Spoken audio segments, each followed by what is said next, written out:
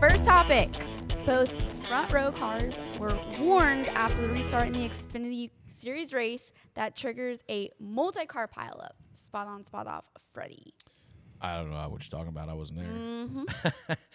Did you play a role in this? Yeah, I mean, I didn't play a role. My driver might have. Listen, so we had a big we had a restart. It was pretty early in the race too. And what happens? And this has been something that's been coming up more and more, especially with this new Cup car and obviously the Xfinity car too. Trucks is a big deal. Is trying to eliminate guys laying back on restarts, because what happens is it puts the leader at a deficit if the second place car, or even anybody really, if they can lay back and have momentum moving forward to you at the restart zone, you're kind of a sitting duck, especially as the leader. So kind of what happened here was Chandler's obviously he's on the inside. John Hunter's the control car, and we are laid back a little bit. We're just not even. So John Hunter notices that, so the way he can combat that is waiting as long as possible, because what's going to happen is Chandler's going to anticipate it. He's going to start rolling in. It's not just Chandler. It's anybody that would be on the front row. They're going to anticipate the mark that John Hunter's going to go at, so they're going to continue their momentum forward, and so he's going to wait as long as possible to make them stop that momentum and then take off. And I guess he must have, and the other rule for the leader is you must maintain pace. So both of them were kind of playing games. Obviously, neither one went till the very last second. And then what happens is obviously the guys in second row on back, they are anticipating a green flag. They've been going in the same point every day, every restart for God knows how many years, and you're anticipating, and then you stop because they're not going in front of you. It's just a chain reaction and it could start anywhere. It could start row 2, row 3, 5, whatever, and it just ends up being a huge wreck, and there's just nowhere to get. It's just always an accordion. You always feel bad for the guy that's the third or fourth guy in line, because he usually ends up getting the nose torn off his car and then turned in front of the whole field, and we have a pile up at that. But they were trying to crack down on it, but obviously and more so after this because of what we saw here. Listen, there are 3 racetracks we go to top of mind that are super narrow on restarts. Loudon is pretty narrow. Phoenix, back in the day when we restarted on what is now the backstretch, super narrow. Indianapolis, when we used to run the oval, super narrow. You can't afford to have these things happen and not a lot of times see big wrecks as a result of it. So I've always struggled with this on here about how many rules we have for restarts. I'm not going to leave that bus now, and I know that people are going to tell me why we need all these rules. But to me, green means go.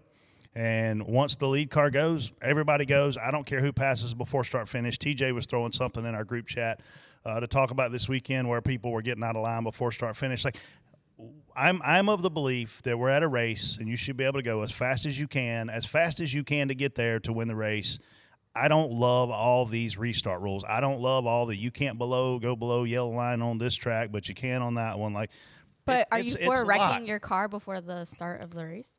I mean, if once they throw the green, I think we should have the ability to go wherever we want. And I think that telling me I have to stay in line when my line is checking up because of the Mickey Mouse crap that's going on the front row is what gets me rear-ended. Like, I'm a sucker to the game to the rule of the game. If I'm allowed to get out, and listen, we saw this in the SRX race. Marco Andretti's guys, I'm driving to the front on this restart. We can't have that happen because the leaders hadn't gone yet. But to me, there's a lot of rules in a place like this. It's tough to manage them all, and don't warn them. I mean, yeah, and like to your point, this does lend itself to that issue of having to dive out of line early. There's a picture. I saw a picture of us doing it, and it's close. It's not like we're 20 cars from the start finish line out of line. You're right there, and you dipped out. You're just barely inside the guy in front of you. It's close. It's a judgment call, and I hate judgment calls. And now you're putting yourself in a position where they can ruin your day if they so choose. I saw pictures of the 20 doing the same thing, and they're just trying to get a little bit of advantage. And we're going to a place in Pocono this week where when we hit the start-finish line, we're 6-7 wide, it seems like. So you don't want to, that's something to keep an eye on this week of guys staying in line. And we've seen it at Phoenix.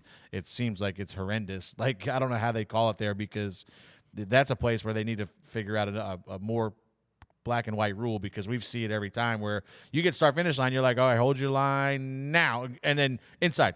Before you can even get to the line, you're calling inside. So it's obviously not cut and dry, which I wish it was.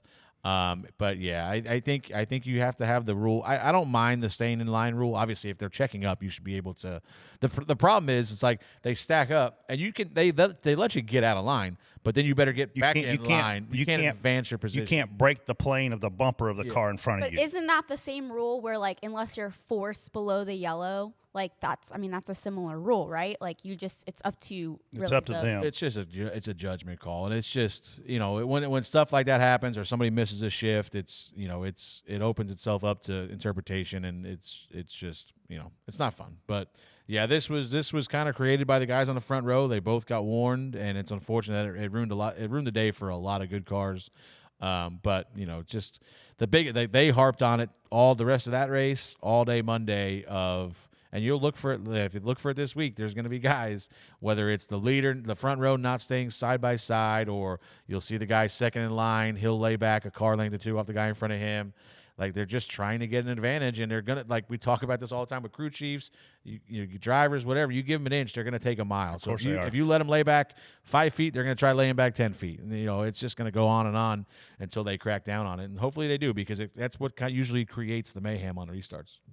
Well, continuing on the Xfinity Series race topic, Cole Custer says Creed's move on the last lap wasn't the right move. A lot of people are trying to clear themselves these days. You got to be able to clear the guy. Spot on, spot off. Brett. I think we watched a master of this for the last 5 years be Kyle Larson. I mean, he kind of forces you into putting you in a bad spot, and you end up letting him in. And guys learn from talented guys. And what Kyle's been able to do, I think, is open the door for guys like Sheldon Creed to say, oh, well, if Kyle Larson can do it, then I can do it too. Well, it's up to drivers to police this crap. I mean, we've seen Larson make some people mad lately, and then, he gets out. And, I mean, even his buddy Denny on his podcast, Denny said, hey, Kyle's got a reputation for doing this.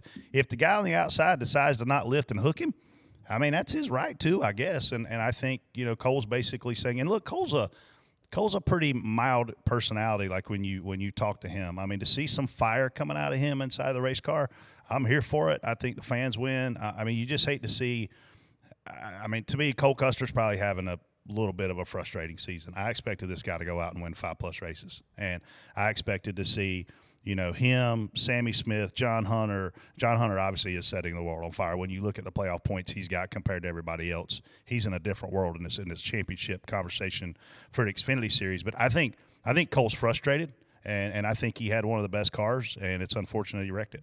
Yeah, I mean, he ran, like I said earlier, he ran top 2 or 3 all day, and you get kind of painted into a box at the end. We get a late caution. We're all in the top 3.